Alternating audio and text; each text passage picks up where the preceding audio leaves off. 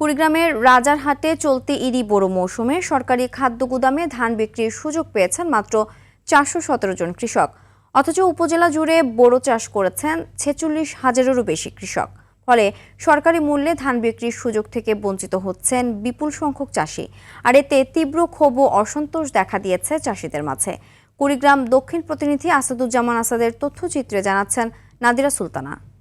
UV protection যুক্ত তিব্বত luxury talcum powder, the next generation fragrance.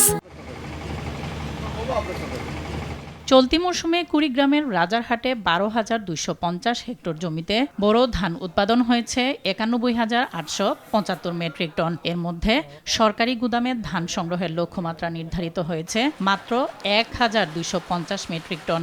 এ লক্ষ্যের লটারির মাধ্যমে নির্বাচিত করা হয়েছে মাত্র ৪১৭ জন কৃষককে। এতে বঞ্চিত কৃষকরা উৎপাদিত ধান কম দামে খোলা বাজারে বিক্রি করছেন। হতাশ হয়ে পড়েছেন তারা। রাজারহাটে যে পরিমাণ কৃষকের চাহিদা, কিন্তু সেই তুলনায় ৩-৪০০ যে নিচ্ছে, এটা দিয়ে তো কৃষকের চাহিদা মিটে না। ৩ টন ধান নিয়ে ৭৫ ভাগ ধান নিয়ে আসছি আজকে পর্যন্ত, এই তো দাঁড়িয়ে আছি এখন পর্যন্ত। কোনো একটা তো ব্যবস্থা করতেছে না ঢুকে।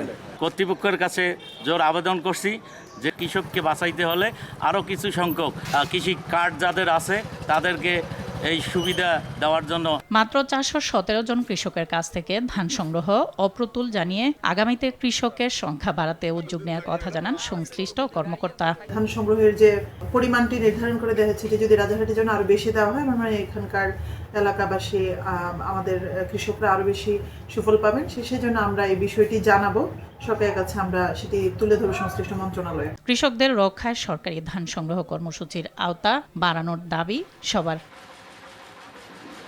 নাদিরা সুলতানা, RTV।